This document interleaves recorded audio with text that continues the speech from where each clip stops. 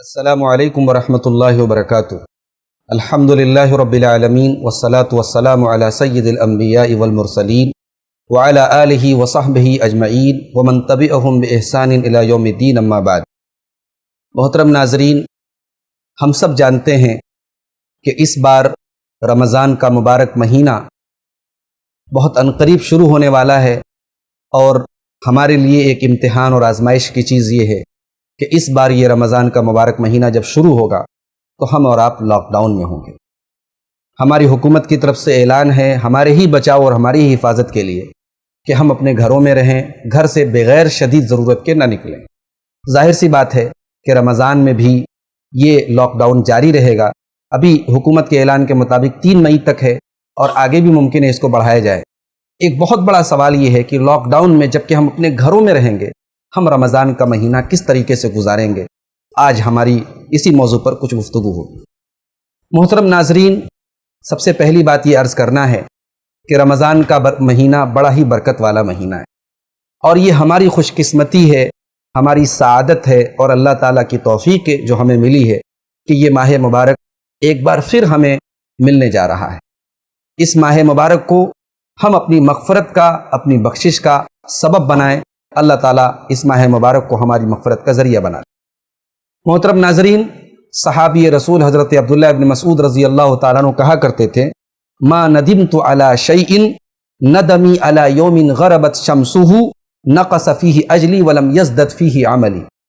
حضرت عبداللہ ابن مسعود کہتے ہیں کہ مجھے زندگی میں اگر سب سے زیادہ کسی چیز پر شرمندگی ہوئی، سب سے زیادہ کسی چیز پر ندامت ہوئی، تو اس دن پر ہوئی جس دن کا سورج ڈوب گیا اور میرے عمل میں کوئی اضافہ نہیں ہوا۔ میری زندگی کا ایک دن گزر گیا اور میرے عمل میں، میری نیکی میں کوئی اضافہ نہیں ہوا، اس دن سے زیادہ قابل افسوس میرے نزدیک کوئی دن نہیں۔ یہ کون کہہ رہا ہے؟ ایک جلیل القدر صحابی حضرت عبداللہ ابن مسعود رضی اللہ تعالیٰ عنہ کہہ رہے ہیں۔ وقت کی قیمت کا اندازہ لگائیے میرے بھائیوں، اللہ کا فضل و کرم ہے۔ اللہ قرآن میں کہتا ہے، عسیٰ ان تکرہوا شیئا وہو خیر لکم۔ ہو سکتا ہے تم کسی چیز کو ناپسند کرو اور وہ چیز تمہارے حق میں خیر کا سبب بن جائے۔ لاک ڈاؤن کے سبب یقیناً ہم پریشان ہیں، اور یہ پریشانی ہمارے مقدر کا ایک حصہ ہے، لیکن یہ پریشانی اور اس شر میں خیر کا پہلو یہ ہے کہ آج الحمدللہ ہمارے پاس بہت سارا وقت ہے، جس وقت کو ہم یوٹیلائز کر کے، صحیح استعمال کر کے دین کے کاموں میں، اللہ کے کاموں میں ہم استعمال کر سکتے ہیں۔ اللہ کے پیارے نبی صلی اللہ علیہ وسلم فرماتے ہیں، مستدرک حاکم کی صحیح روایت ہے، اغتنم خمسا قبل خمس۔ 5 چیزوں کی قدر کرو 5 چیزوں کے آنے سے پہلے۔ ان 5 چیزوں میں ایک چیز یہ بھی ہے، آپ نے فرمایا وَفَرَاغَكَ قَبْلَ شُغْلِكَ۔ اپنے ایک ایک منٹ کی قدر کرو اس کے پہلے کہ تم بزی ہو جاؤ۔ اگر 1 منٹ بھی فرصت کا ہے، 1 منٹ بھی آپ فری ہیں زندگی میں، اس 1 منٹ کا صحیح یوٹیلائزیشن کریں، صحیح استعمال کریں، اس سے پہلے کہ آپ بزی ہو جائیں۔ محترم ناظرین، آئیے رمضان کا ایک شیڈیول بناتے ہیں، خاکہ بناتے ہیں کہ اس بار رمضان چونکہ ہم میکسیمم اپنے ٹائم گھر پہ گزاریں گے، اور میری آپ سب سے گزارش بھی ہے کہ بلا وجہ بغیر کسی شدید ضرورت کے گھر سے نہ نکلیں۔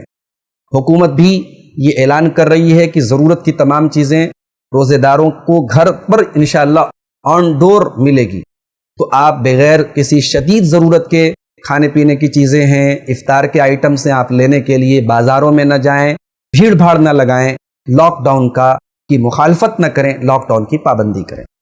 تو آئیے ایک شیڈیول بناتے ہیں۔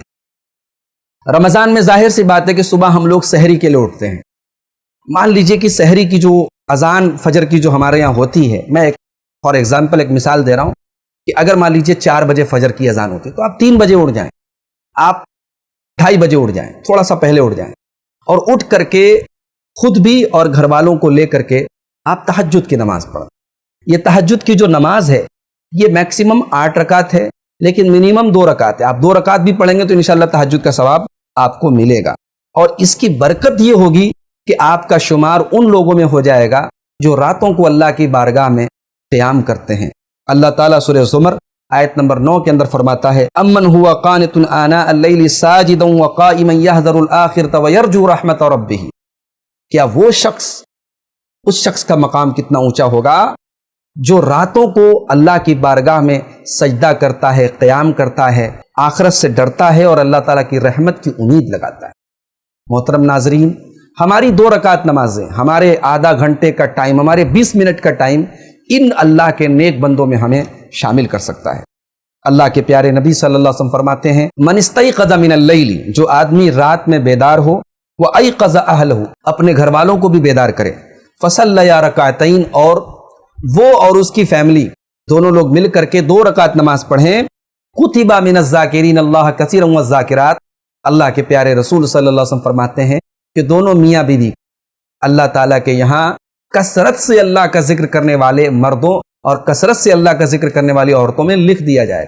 2 رکعت نماز تہجد کی، رات کی یہ 2 رکعت نماز ہمیں اتنا بڑا اجر دے رہی ہے، لیکن یہ یاد رکھیں کہ میاں بیوی اگر نماز پڑھ رہے ہیں تو شوہر اور بیوی ساتھ میں کھڑے نہیں ہوں گے، شوہر آگے کھڑا ہوگا، بیوی پیچھے کھڑی ہوگی، دونوں ایک دوسرے کے آزو بازو میں نہیں کھڑے ہوں گے، یہ بات یاد رکھیں۔ اس کے بعد آپ سحری کریں۔ سحری نہ صرف یہ کہ روزے کے لیے ہمیں طاقت دیتی ہے، روزے کے لیے غذا دیتی ہے، بلکہ سحری اللہ کے رسول صلی اللہ علیہ وسلم کی سنت ہے اور باعث برکت ہے۔ اللہ کے پیارے نبی فرماتے ہیں، بخاری اور مسلم کی روایت ہے، تسحروا فإن فی السحور برکہ، سحری کرو، سحری میں برکت ہے۔ اس کے بعد جب تک فجر کی اذان نہ ہو جائے بیٹھ کر کے دعا اور استغفار کا اہتمام کریں۔ اللہ تعالیٰ قرآن کریم میں سورہ زاریات میں کہتا ہے، وَبِالْأَسْحَارِ هُمْ يَسْتَغْفِرُونَ، میرے نیک بندے صبح کے وقت، صبح کے سہانے وقت اللہ سے استغفار کرتے ہیں۔ ان نیک بندوں میں ہمارا بھی شمار ہو جائے گا۔ یہ جو 10-15 منٹ کا ٹائم ہے اذان کے پہلے، اس کو یوٹیلائز کر لیں، بیٹھ کر کے استغفار کے کلمات پڑھتے رہیں۔ اور اللہ کے پیارے نبی کہتے ہیں، طوبیٰ لمن وجد فی صحیفتہ استغفارا کثیرا، اس آدمی کے لیے مبارکباد ہے جس کے نامہ اعمال میں کثرت سے استغفار ہو۔ تو استغفار کا وہ ٹائم ہے، اس ٹائم کو استغفار میں گزاریں۔ اب فجر کا ٹائم ہو گیا، اذان ہو رہی ہے فجر کی، اذان کا جواب دیجیے۔ اذان کا جواب دینے کے بعد فجر کی 2 رکعت سنت پڑھی۔ یہ فجر کی جو 2 رکعت سنت ہے، اس کا مقام کیا ہے، اس کو ہلکے میں کبھی نہ لیجیے۔ اللہ کے پیارے نبی فرماتے ہیں، رکعت الفجر خیر من الدنیا وما فیہا، فجر کی 2 رکعت نمازیں دنیا اور دنیا کی تمام نعمتوں سے بہتر ہیں۔ جس نے 2 رکعت فجر کی سنت پڑھ لی، دنیا کا سب سے بڑا آدمی ہے وہ، اتنی نعمتیں کسی کے پاس نہیں جو اس کے پاس ہے۔ اس کے بعد گھر والوں کے ساتھ، فیملی کے ساتھ فجر کی نماز پڑھیں۔ فجر کی نماز کے بعد بیٹھ کر کے مصلی پر دعا میں، ذکر میں اور قرآن کی تلاوت میں لگے رہیے یہاں تک کہ سورج طلوع ہو جائے۔ یہ بڑا ہی بہترین وقت ہے۔ اللہ کے پیارے نبی صلی اللہ علیہ وسلم جب فجر کی نماز پڑھتے تھے، حدیث کے الفاظ ہیں، تربع فی مجلسی، اپنی مجلس میں آپ بیٹھ جاتے تھے، حتی تطلع الشمس حسنا، یہاں تک کہ سورج طلوع ہو جاتا تھا۔ سورج کے نکلنے تک پیارے نبی صلی اللہ علیہ وسلم بیٹھ کر کے اللہ کے ذکر میں، تلاوت میں لگے رہتے تھے۔ امام نووی رحمۃ اللہ علیہ بہت مشہور محدث ہیں، کہتے ہیں، اعلم ان اشرف اوقات الذکر فی النہار الذکر بعد صلاۃ الصبح، یاد رکھو کہ دن میں اللہ کا ذکر کرنے کا سب سے بہترین جو وقت ہے، یہی فجر کے بعد کا وقت ہے۔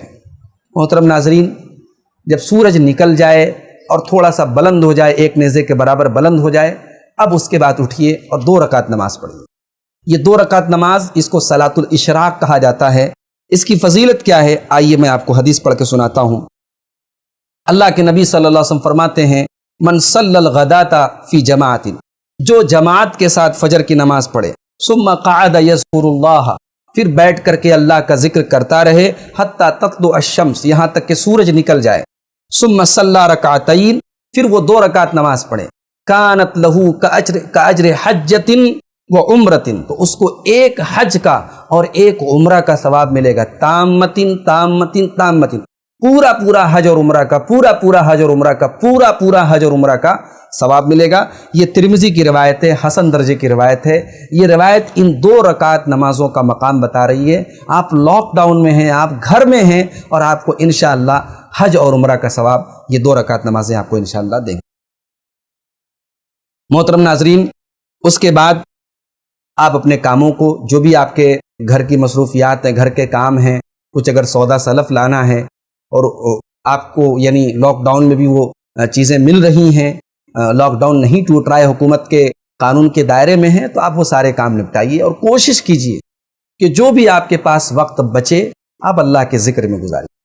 اللہ کے ذکر میں گزاریے، اس سے زیادہ مبارک عمل کوئی نہیں ہے۔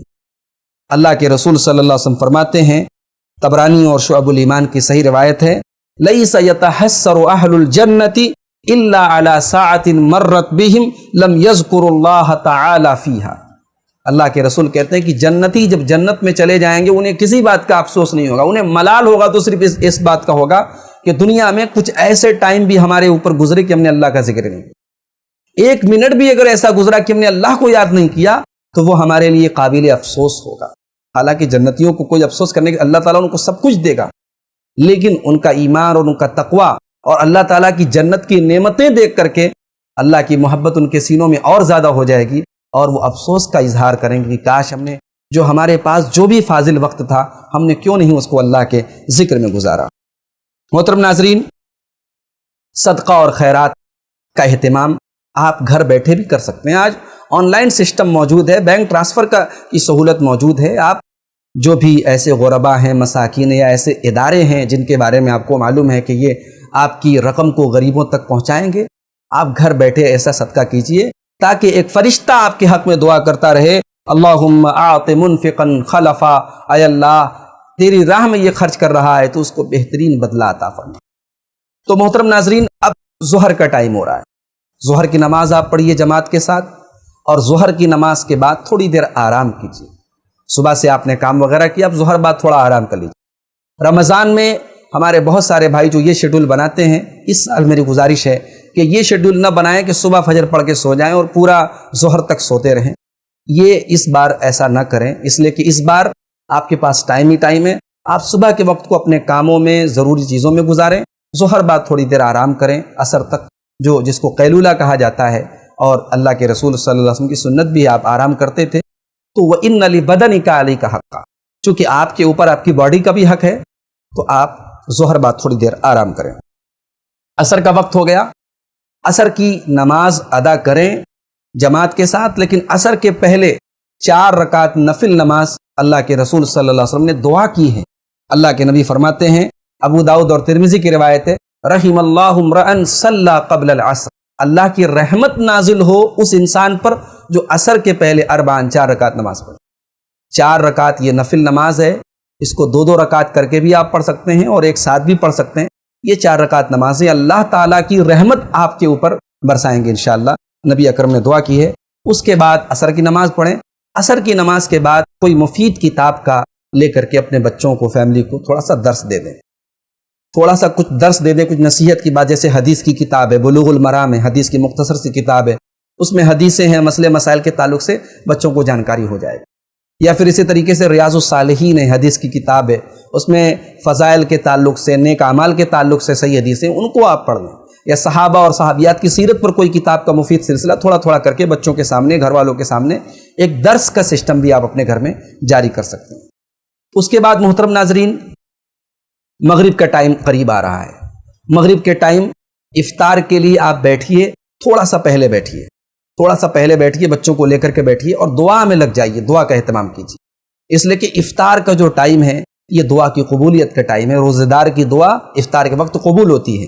اللہ کے نبی صلی اللہ علیہ وسلم فرماتے ہیں، ثلاث دعوات لا ترد، 3 لوگوں کی دعا لوٹائی نہیں جاتی۔ ان 3 لوگوں میں ایک وہ بھی ہے، دعوت الصائم حتی یفطر، روزہ دار کی دعا یہاں تک کہ وہ افطار کر، تو اس وقت افطار کے وقت آپ دعا کریں۔ اس کے بعد افطار کریں بچوں کے ساتھ، فیملی کے ساتھ۔ افطار کے بعد مغرب کی نماز پڑھیں، اس کے بعد جو بھی آپ کو کھانا وغیرہ کھانا ہو کھانا کھائیں، پھر وضو کر کے اور تراویح کی نماز کی تیاری کریں، عشاء کی نماز پڑھیں، اور اللہ کے رسول صلی اللہ علیہ وسلم کی سنت کے مطابق گھر میں تراویح کی نماز پڑھیں۔ چونکہ آپ مسجد نہیں جا سکتے، لاک ڈاؤن ہے، گھر میں ہی بال بچوں کے ساتھ، فیملی کے ساتھ تراویح کی نماز پڑھیں۔ اگر آپ کو قرآن کی لمبی لمبی صورتیں یاد ہیں، آپ ویسے تراویح پڑھیں، اور اگر آپ کو یاد نہیں ہے اور آپ لمبی تراویح پڑھنا چاہتے ہیں، آپ قرآن دیکھ کر کے بھی تلاوت کر سکتے ہیں۔ حضرت عائشہ رضی اللہ تعالیٰ عنہ کے غلام حضرت ذکوان رضی اللہ تعالیٰ عنہ قرآن دیکھ کر کے تراویح پڑھاتے تھے، اور اماں عائشہ رضی اللہ تعالیٰ عنہ پیچھے پڑھتی تھی۔ صحیح بخاری کے اندر یہ حدیث موجود ہے، تو دلیل موجود ہے، آپ قرآن دیکھ کر کے بھی آپ تراویح کی نماز پڑھ سکتے ہیں، کوئی حرج کی بات نہیں ہے۔ تو محترم ناظرین، یہ رمضان کا ایک چھوٹا سا شیڈول میں نے آپ کے سامنے پیش کیا ہے۔ اس میں آپ اپنی سہولت کے اعتبار سے اور اپنے حالات کے اعتبار سے کچھ کمی بیشی اور کچھ اس میں اضافہ کر سکتے ہیں۔ اس شیڈیول کے علاوہ کچھ اور کام میں آپ کو بتانا چاہتا ہوں جو اس رمضان میں ہم کر سکتے ہیں اور ہمیں کرنا چاہیے۔ مثلا چونکہ ہم لاک ڈاؤن میں ہیں، گھر پر ہیں، اعزا و اقربا کے یہاں، رشتہ داروں کے ہم جا نہیں سکتے، تو کوشش کریں کہ جو بھی آپ کے رشتہ دار ہیں، قریبی لوگ ہیں، فون پر ان کی حال چال لیتے رہیں، اور اگر ان میں کوئی بیمار ہے تو اس کی عیادت آپ فون کے ذریعے کریں، انشاءاللہ آپ کو ثواب پورا ملے گا۔ جو مریض کے یہاں جانے کا عیادت کا ثواب ہے وہ ثواب آپ کو ملے گا۔ اسی طریقے سے رمضان قرآن کا مہینہ ہے، شہر رمضان الذی انزل فیہ القرآن، قرآن کا مہینہ ہے، قرآن کی تلاوت کریں، کہ کوئی مستند ترجمہ اور کوئی مستند تفسیر اگر آپ کے پاس ہو، اگر نہیں ہو تو حاصل کریں اور اس کا تھوڑا تھوڑا کر کے مطالعہ کریں۔ ایک تو آپ شیڈول بنا لیں کہ ہم جتنا زیادہ زیادہ قرآن کی تلاوت کر سکتے ہیں وہ کریں، اور کچھ حصہ آپ متعین کر لیں کہ 1 رکوع 2 رکوع، آدھا پارا، پون پارا، جو بھی آپ پڑھ سکتے ہوں اتنا ترجمے کے ساتھ اور تفسیر کے ساتھ پڑھنے کی کوشش کریں، تاکہ قرآن کے معنی سے بھی آپ کو قربت ہو اور اللہ تعالیٰ کے کلام کو سمجھنے میں آپ کو آسانی ہو۔ محترم ناظرین، رمضان کا مہینہ صرف بھوکے اور پیاسے رہنے کا مہینہ نہیں ہے۔ روزہ صرف بھوک اور پیاس کا نام نہیں ہے۔ اپنی زبان کو چغلی سے، جھوٹ سے، غیبت سے، گالی گلوچ سے بچا کر کے رکھیں، اپنی زبان کی حفاظت کریں۔ اللہ کے پیارے نبی فرماتے ہیں من لم یدع قول الزور والعمل به فلیس للہ حاجۃ ان یدع طعامہ وشرابہ۔ جو آدمی اپنے روزے کی حالت میں جھوٹی بات کرنا اور جھوٹا کام کرنا نہ چھوڑے، اللہ کو کوئی ضرورت نہیں کہ وہ کھانا پینا چھوڑے۔ تو روزہ جب ہمیں حلال چیزوں کو چھوڑنے کی تلقین کر رہا ہے اور روزے کی وجہ سے ہم جائز چیزیں چھوڑ رہے ہیں، تو ناجائز اور حرام چیزیں چھوڑ دیں۔ موبائل پر جو آج کل فضول گیم آ رہے ہیں، پب جی ہے اور کون سا فائر کے نام سے کوئی گیم ہے، اس طریقے کے گیم جو ایک طریقے کا نشہ ہے جس گیم کے اندر، اور جو ہمیں نماز سے دور کر رہا ہے، ہمیں ضروری کاموں سے دور کر رہا ہے، اور جس کے اندر صرف وقت کا ضیاع ہے، کوئی مطلب نہیں ہے، اس طریقے کے گیم سے دور رہیں۔ فحش قسم کے ویڈیوز اور فحش قسم کی فلموں سے دور رہیں۔ اگر آپ کے پاس فاضل وقت ہے بھی، انٹرنیٹ کا آپ استعمال کر رہے ہیں، مفید چیزوں میں، اچھی چیزوں میں، اچھے لیکچرز ہیں یا اسی طریقے سے دینی تربیت کی چیزیں ہیں۔ بہت سارے لوگ قرآن نہیں پڑھنا جانتے۔ آج الحمدللہ یوٹیوب پر بہت سارے علماء نے ایسے ویڈیوز جاری کیے جس میں آپ کو قرآن پڑھنے کی ٹریننگ دی جا رہی ہے، نماز کی دعائیں آپ کو سکھائی جا رہی ہیں۔ ان ویڈیوز سے آپ استفادہ کریں۔ کچھ جو دعائیں آپ کو یاد نہیں ہیں، اس ماہ مبارک میں آپ فری ہیں، بزنس کی مصروفیات نہیں ہیں، کام کی مصروفیات نہیں ہیں، آپ کوشش کریں جو دعائیں اب تک آپ کو یاد نہیں وہ دعائیں یاد کر لیں اور بچوں کو یاد کرائیں۔ تو محترم ناظرین، یہ لاک ڈاؤن میں ایک بہترین شیڈیول ہے جس پر اگر ہم عمل کریں تو انشاءاللہ ہمارا رمضان ایک اچھا رمضان اور ہماری زندگی کا انشاءاللہ بیسٹ رمضان ہو سکتا ہے۔ اللہ سے دعا ہے رب العالمین اس ماہ مبارک کو ہماری مغفرت کا ذریعہ بنا دے۔ رب العالمین اس ماہ مبارک میں ہم جو بھی نیکیاں کریں ان کو قبول فرمائے، ہمیں ریاکاری اور ہمیں ریا و نمود سے بچائے، اخلاص اور للہیت کی توفیق دے۔ آمین۔ وآخر دعوانا ان الحمد للہ رب العالمین۔ والسلام علیکم ورحمۃ اللہ وبرکاتہ۔